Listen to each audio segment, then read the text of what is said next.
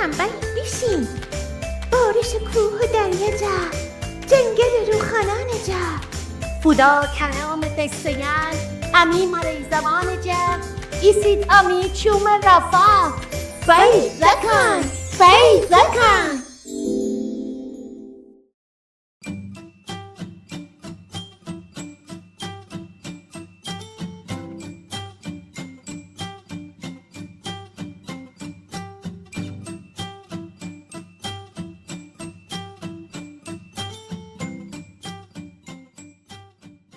باب دوم، آدم و حوا.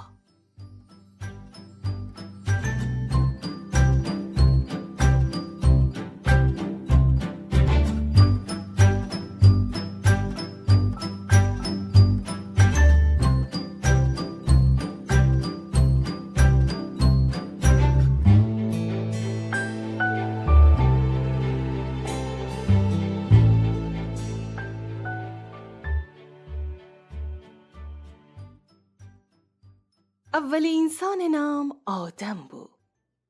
خدا ادن سرزمین میان آدم ره ایتا باغ چه کودکی او یه زندگی بکنه.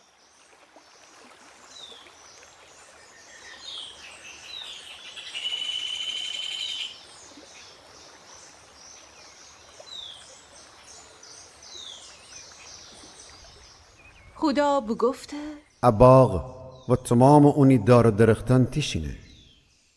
اوشن هوای بدر، هر میوهی که دوست داری بخور، ولی فقط ایت دار جا نوخوردن، چرا که اگه اون جا بخوری میری.